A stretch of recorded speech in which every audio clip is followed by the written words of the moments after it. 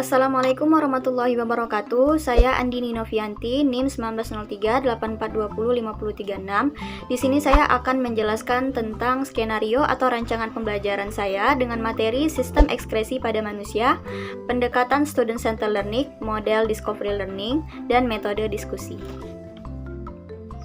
Baik teman-teman, saya memilih pendekatan student centered learning karena pendekatan ini merupakan pendekatan yang berpusat pada peserta didik yang dituntut untuk berperan aktif dalam proses pembelajaran, lebih mandiri dan bertanggung jawab dalam melaksanakan instruksi dari pendidik. Contohnya saat guru bertanya tentang pengertian sistem ekskresi secara garis besar atau secara umum.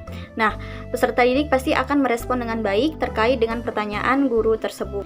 Kemudian saya memilih model discovery learning karena model ini merupakan model yang digunakan dengan cara peserta didik memahami konsep atau pengertian serta hubungannya melalui proses institutif, yaitu dengan cara melakukan observasi, klasifikasi, prediksi, penentuan, serta inferi sehingga sampai pada akhirnya pada sebuah kesimpulan.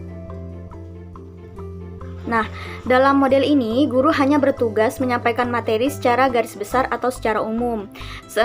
Untuk informasi yang berikutnya, peserta didik sendiri yang akan mencari sebanyak mungkin. Contohnya, guru bisa saja mengajukan pertanyaan terkait dengan peristiwa-peristiwa yang dapat merangsang peserta didik untuk berpikir lebih kritis, seperti mengapa bagian bawah perut sakit saat menahan pipis. Nah, itu tentu saja berkaitan dengan sistem ekspresi pada manusia. Nah, kemudian saya memilih metode diskusi karena metode ini dapat dilakukan dengan cara penyajian pelajaran di mana peserta didik dihadapkan pada suatu masalah, bisa berupa pernyataan atau pertanyaan yang bersifat problematis untuk dibahas dan dipecahkan bersama. Nah, contohnya, peserta didik dituntut untuk menganalisis penyebab terjadinya kelainan-kelainan sistem ekskresi pada tiap-tiap organ ekskresi pada manusia. Baiklah teman-teman, selanjutnya saya akan mensimulasikan atau memperagakan contoh skenario rancangan pembelajaran di dalam kelas. Jadi saya akan menjadi seolah-olah seorang guru dengan materi sistem ekskresi pada manusia, pendekatan student centered learning, kemudian model discovery learning, dan metode diskusi. Berikut langkah-langkah pembelajaran yang sudah saya pilih dengan materi dan pendekatan, model dan juga metode yang telah saya sertakan tadi. Assalamualaikum warahmatullahi wabarakatuh. Selamat pagi semuanya. Bagaimana kabarnya hari ini? Sehat? Apakah sudah siap untuk mengikuti proses pembelajaran pada hari ini? Ibu harap kalian semua siap dalam mengikuti proses pembelajaran pada hari ini. Baik anak-anak, sebelum kita memulai proses pembelajaran, marilah kita berdoa sesuai dengan agama dan kepercayaan kita masing-masing. Ketua kelas silahkan dipimpin teman-temannya untuk doa bersama. Baik anak-anak, selanjutnya Ibu akan mengabsen kalian. Ketua kelas siapa yang tidak hadir? Alhamdulillah hadir semua ya pada hari ini. Nah, selanjutnya Ibu akan menyampaikan standar kompetensi dan kompetensi dasar pada pagi hari ini. Nah, standar kompetensinya memahami berbagai sistem dalam kehidupan manusia. Nah, kompetensi dasarnya mendeskripsikan sistem ekskresi pada manusia dan hubungannya dengan kesehatan. Selanjutnya Ibu akan menyampaikan tujuan pembelajaran yang harus dicapai pada hari ini. Yang pertama, siswa dapat mengidentifikasi organ-organ penyusun sistem pengeluaran atau ekskresi pada manusia. Kemudian yang kedua, siswa dapat memahami proses pengeluaran zat sisa metabolisme pada sistem ekskresi manusia. Yang ketiga, siswa dapat menganalisis penyakit dan kelainan yang terdapat pada organ penyusun sistem ekskresi. Baik anak-anak, langsung saja kita masuk ke materi kita pada hari ini, yaitu sistem ekskresi pada manusia. Nah, sebelumnya apakah ada yang sudah tahu apa yang dimaksud dengan pengertian sistem ekskresi? Ya, benar sekali. Nah, jadi sistem ekskresi adalah sistem pembuangan zat-zat sisa metabolisme makhluk hidup yang sudah tidak digunakan lagi oleh tubuh, seperti karbon dioksida, urea, racun, dan lain sebagainya. Kemudian Ibu ingin bertanya lagi, organ-organ apa saja yang terlibat dalam sistem ekskresi? Apakah dari kalian sudah ada yang tahu organ-organ apa saja? Ya, bagus sekali. Nah, jadi di sini ada 4 organ yang terlibat dalam sistem ekskresi. Nah, yang pertama ada kulit, ginjal, paru-paru, dan juga hati. Nah, untuk kulit dia mengeluarkan zat sisa berupa keringat, sedangkan ginjal yaitu zat sisanya berupa urin. Paru-paru mengeluarkan gas sisa proses pernapasan yaitu karbon dioksida dan juga H2O atau uap air. Sedangkan hati dia menghasilkan getah empedu.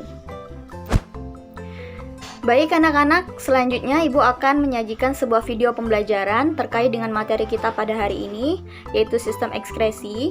Ibu harap kalian dapat melihat dan mengamati secara seksama.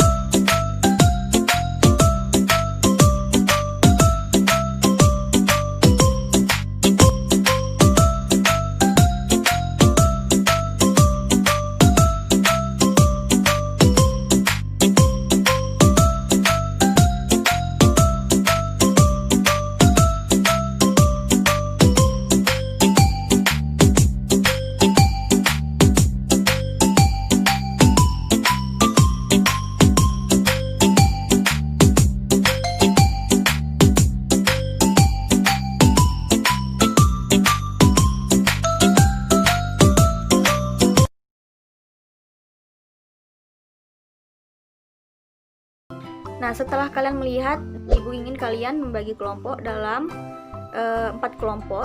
Satu kelompok itu masing-masing 5 orang. Nanti akan Ibu kasih lembar kerja diskusinya. Nah, di situ Ibu ingin kalian menganalisis kelainan-kelainan yang terjadi pada tiap-tiap organ ekskresi. Jadi satu kelompok itu membahas tentang kelainan-kelainan yang terjadi pada kulit, kelompok seterusnya ginjal, kelompok ketiga yaitu paru-paru, sampai kelompok keempat organ ekskresinya hati. Untuk sumber informasinya kalian bisa ambil dari buku, dari internet, dan sumber-sumber lainnya yang menurut kalian akurat. Nah, di situ kalian kumpul informasi ataupun data-data mengenai analisis kelainan-kelainan yang terjadi pada tiap-tiap organ ekskresi manusia. Ibu kasih waktu 40 menit untuk mendiskusikan kelainan-kelainan tersebut per kelompoknya. 40 menitnya dimulai dari sekarang. Baik anak-anak, karena 40 menitnya sudah berlalu, Ibu minta pada perwakilan tiap kelompok untuk maju ke depan mempresentasikan hasil diskusi kelompoknya ke depan. Baik, terima kasih kepada tiap perwakilan kelompok. Nah, jadi kesimpulannya, kelainan sistem ekskresi contohnya pada kulit itu seperti jerawat, panu, kurap. Nah, kalau pada ginjal sendiri itu ada diabetes mellitus, batu ginjal, gagal ginjal. Kemudian paru-paru itu ada kanker paru-paru, asma, pneumonia, dan lain sebagainya. Nah, sedangkan hati sendiri itu biasanya penyakit hepatitis. Nah, baik anak-anak, Ibu ucapkan terima kasih kepada perwakilan tiap kelompok karena sudah mempresentasikan hasil diskusi kelompoknya dengan baik. Kita beri aplaus untuk semua kelompok. Nah, seperti biasanya untuk mengevaluasi seluruh pembelajaran kita pada hari ini, Ibu akan memberikan kalian seperti biasa post-test berupa 10 soal objektif. Nah, jadi kalian mengerjakan post-test itu dengan waktu 10 menit. Dimulai dari sekarang. Baik, terima kasih karena sudah mengerjakan post-test yang sudah Ibu berikan. Untuk tugas di rumah, Ibu akan memberikan kalian PR individu. Nah, untuk mencari mekanisme ekskresi yang terjadi dalam tubuh manusia, baik itu mekanisme ekskresi kulit, ginjal, paru-paru, dan juga hati. Dikumpulkan minggu depan, Ibu kasih waktu 1 minggu untuk menyiapkan pekerjaan rumahnya. Baik anak-anak, sampai di sini dulu proses pembelajaran kita pada pagi hari ini. Sampai bertemu lagi di minggu depan. Jangan lupa mengerjakan pekerjaan rumahnya, dikumpulkan minggu depan, dan jangan lupa belajar untuk materi minggu depan. Terima kasih atas perhatiannya.